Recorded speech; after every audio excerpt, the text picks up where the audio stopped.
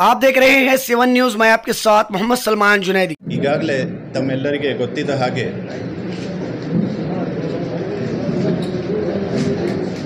ಮೇ ತಿಂಗಳಿನಲ್ಲಿ 24 ಮೇ ರಾತ್ರಿ ಕೆನರಾ ಬ್ಯಾಂಕ್ ಮನ್ಗುಡಿನಲ್ಲಿ ಒಂದು ದೊಡ್ಡ ಕಳ್ಳತನ ಪ್ರಕರಣ ದಾಖಲಾಗಿತ್ತು। ಈ ಕೇಸ್ನಲ್ಲಿ ಸರಿಸುಮಾರವಾಗಿ 58 kg ಬಂಗಾರದ ಜ್ಯುವೆಲ್ಲರಿ ಕಳ್ಳತನ ಆಗಿದೆ ಅಂತ ಕಂಪ್ಲೇಂಟ್ ಆಧಾರದ ಮೇರೆಗೆ ಮನ್ಗುಡಿ ಪೊಲೀಸ್ ಸ್ಟೇಷನ್ನಲ್ಲಿ ಒಂದು ಕೇಸ್ ರಿಜಿಸ್ಟರ್ ಆಗುತ್ತೆ। ಈಗಾಗಲೇ 25/6/2025 SP ಅವರಾದ ಲಕ್ಷ್ಮಣ್ ಅವರು ತಮ್ಮೆಲ್ಲರಿಗೆ 3 ಜನ ಆರೋಪಿ ದಸ್ತಗಿರಿ ಮಾಡಿ ಮತ್ತು ಸುಮಾರು 10.5 ಕೋಟಿ ವರ್ತ್ ಪ್ರಾಪರ್ಟಿ ರಿಕವರಿ ಮಾಡಿದ್ದು ಅಂತ ಒಂದು ಪ್ರೆಸ್ ಸುದ್ದಿನಲ್ಲಿ ಹೇಳಿದ್ದು ಇರುತ್ತದೆ।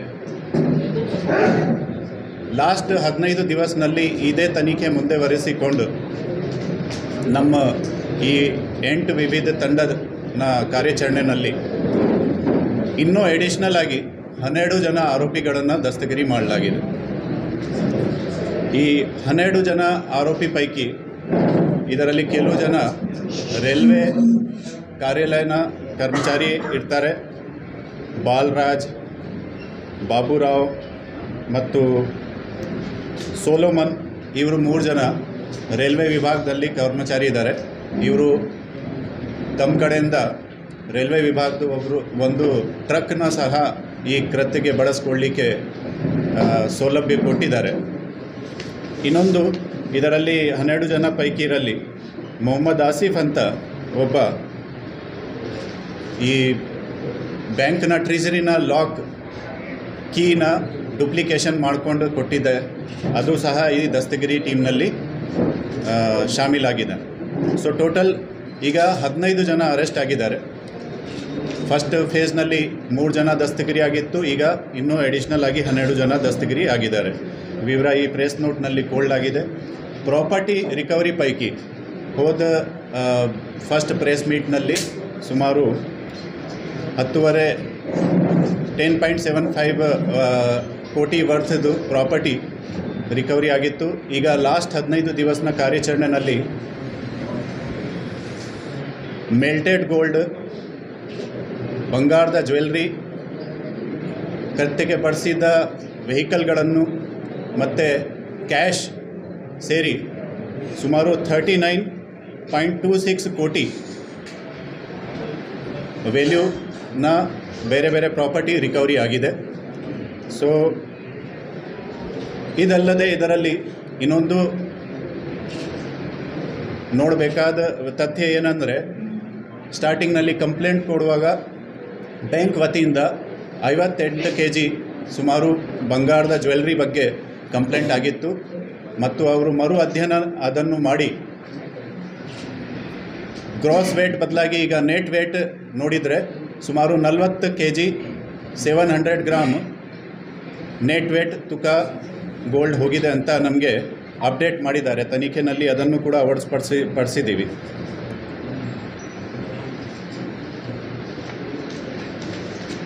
ಈ ಪ್ರಕರಣ ನಮಗೆ ಯಾಕೆ ಚಾಲೆಂಜ್ ಒಂದು ಆಗಿತ್ತು, ಯಾಕೆಂದರೆ ನಿಮಗೆ ಎಲ್ಲರದು ಗೊತ್ತಿದ್ದ ಮಾಹಿತಿ ಪ್ರಕಾರ ಇವರು ಫೆಬ್ರವರಿ ತಿಂಗಳಿಂದ ಕೀನ ಡುಪ್ಲಿಕೇಶನ್ ಮಾಡಿ ಲಾಸ್ಟ್ 4 ತಿಂಗಳಿಂದ ಇವರು ಪ್ರಯತ್ನ ಮಾಡಿಕೊಂಡು ಒಂದು ಪ್ಲಾನಿಂಗ್ ಮಾಡಿ ಅಚ್ಚುಕಟ್ಟಾಗಿ ಒಂದು ಕಳ್ಳತನ ಪ್ರಕರಣ ಒಂದು ಎಸಗಿದ್ದಾರೆ।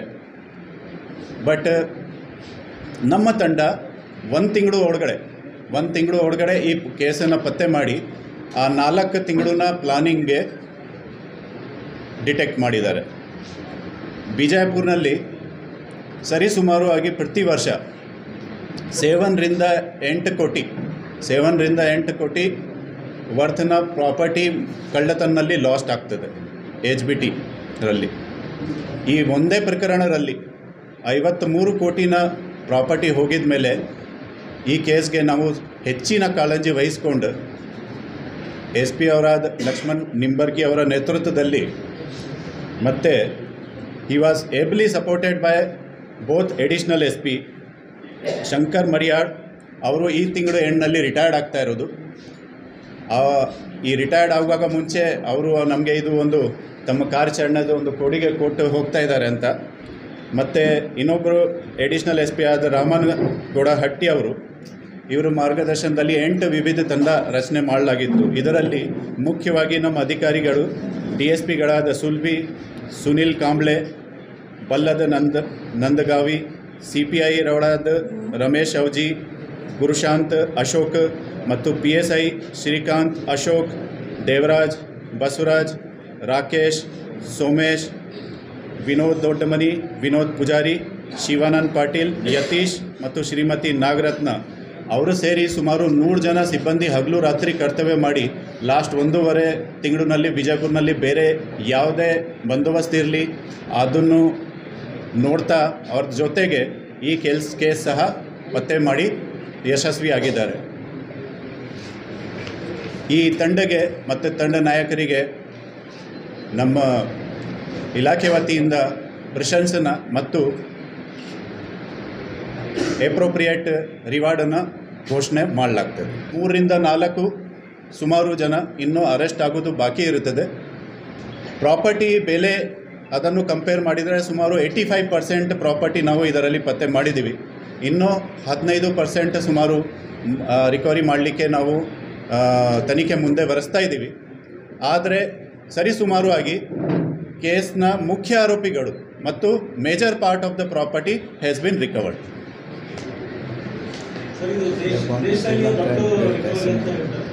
ಈಗ ನೆಕ್ಸ್ಟ್ ಇದರಲ್ಲಿ ಏನು ರೋಚಕ ತಥ್ಯಗಳು ಇದೆ ನಮ್ಮ SP ಅವರು ಹೇಳಲಿಕ್ಕೆ ಬಯಸ್ತಾರೆ.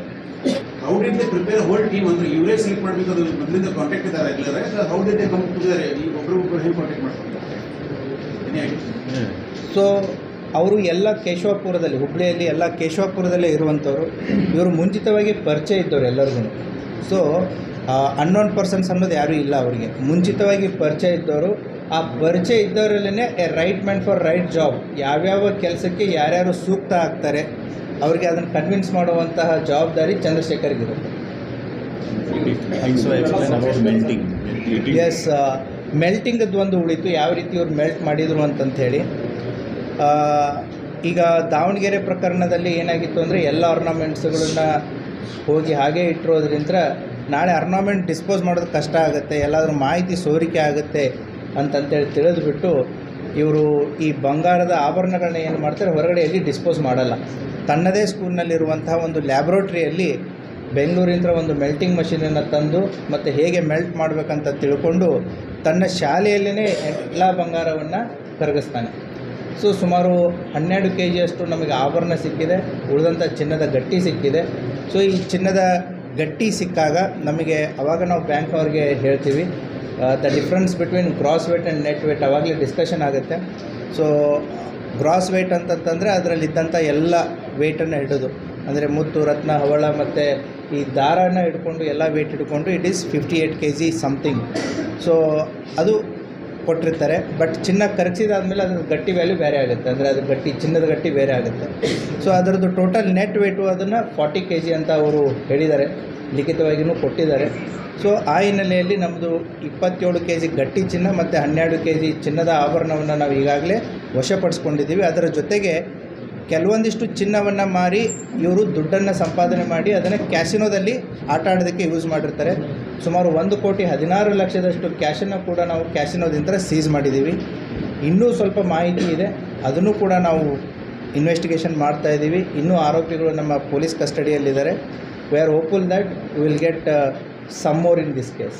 ಆಮೇಲೆ ಶ್ರೀಲಂಕಾಕ್ಕೂ ಹೋಗಿ ಕೂಡ ಇವರು ಕ್ಯಾಸಿನೋದಲ್ಲಿ ಆಟ ಆಡಿ ಬಂದಿದ್ದಾರೆ. ಹುಬ್ಬಳ್ಳಿಯಲ್ಲಿನೇ ಎಲ್ಲ ಈ ಕಳ್ಳತನದ ಬಗ್ಗೆ ಅವರು ಪ್ಲ್ಯಾನ್ ಮಾಡಿದ್ದಾರೆ.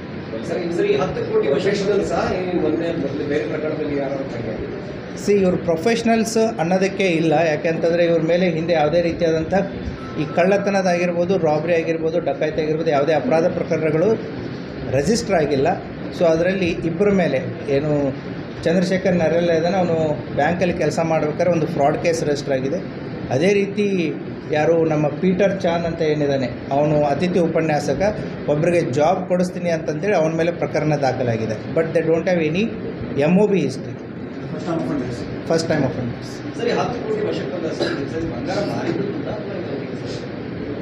ಇಲ್ಲ, ಸರ್ ಹೇಳಿದ್ದು 10.5 kg ಏನು ಫಸ್ಟ್ ಪ್ರೆಸ್ ಮೀಟಲ್ಲಿ ನಾವು ರಿಕವರಿ ಮಾಡಿಕೊಟ್ಟಿದ್ದೆ, ಅದರದ್ದು ವರ್ತ್ ವ್ಯಾಲ್ಯೂ 10.75 lakh.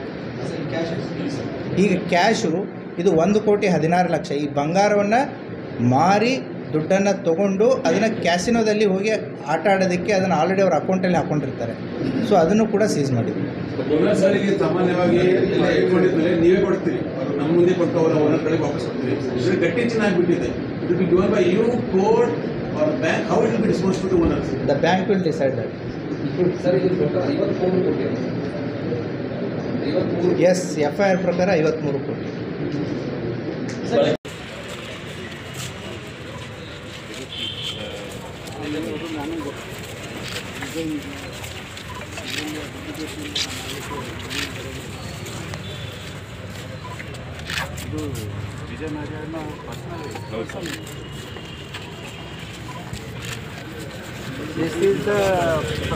ಪ್ರಶ್ನಾರ್ಥಕ ಚಿಹ್ನೆ ಆಗಿದ್ದಿದೆ ಸರ್ ನಮಗೆ ಮಾನ್ಗುಡಿನಲ್ಲಿ ಬರ್ರಿ.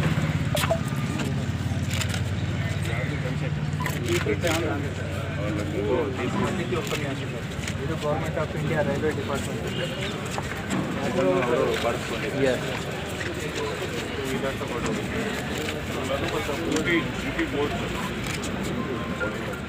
ಇಲ್ಲ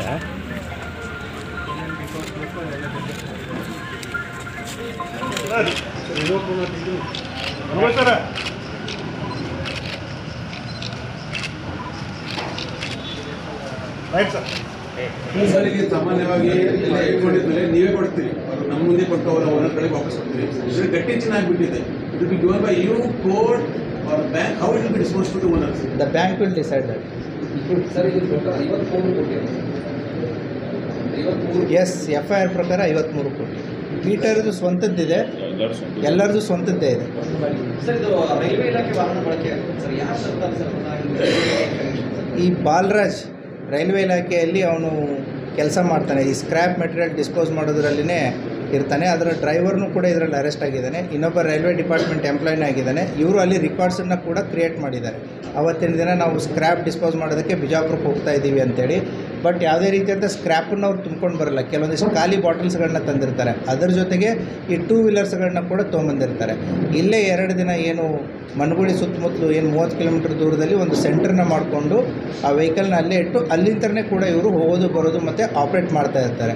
ಸೊ ವಾಪಸ್ ಹೋಗಿನೂ ಕೂಡ ಅದು ಟ್ರಕ್ ಹೋದಾಗ ಅಲ್ಲಿ ಅಲೆಬಿ ಕ್ರಿಯೇಟ್ ಆಗುತ್ತೆ. ಇವರು ಬಿಜಾಪುರಿಗೆ ಸ್ಕ್ರ್ಯಾಪು ಡಿಸ್ಪೋಸ್ ಮಾಡೋಕ್ಕೆ ಬಂದಿದ್ದರು ಮತ್ತು ವಾಪಸ್ ಬಂದಿದ್ದಾರೆ ಅಂತೇಳಿ. ಬಟ್ ಆ ಹೆಸರಲ್ಲಿ ಇವರು ಆ್ಯಕ್ಚುಲಿ ಇಲ್ಲಿ ಕಳ್ಳತನ ಮಾಡೋಕ್ಕೆ ಬಂದಿದ್ದರು. ಸರ್, ಇನ್ನೂ ಎಷ್ಟು ಜನ ಆರೋಪಿಗಳು ಇರಬಹುದು? ತನಿಖೆ ಮುಂದುವರೆದಿದೆ. ಸೊ ಇನ್ನೂ ನಮಗೆ ಅಷ್ಟೇ ಜನ ಅವ್ರು ಯಾರು ಅನ್ನೋದನ್ನು ಈಗ ತನಿಖೆ ಹಿತದೃಷ್ಟಿಯಿಂದ ನಾವು ಹೇಳೋಕ್ಕೆ ಹೋಗ್ತಾ ಇಲ್ಲ. Still the work is going on. We are hopeful. Thank you. ಇದರ ಜೊತೆಗೆ ನಿನ್ನೆ ಒಬ್ಬರು ತಮಿಳುನಾಡಿನ ಅದನ್ನು ಆಮೇಲೆ ಸರ್, ಗಾಂಧಿ ಚೌಕ್ 12 ಗಂಟೆಗೆ ಹೇಳ್ಬಿಡಿ. ಇದ್ರ ಜೊತೆಗೆ ಹೇಳ್ಬಿಡಿ.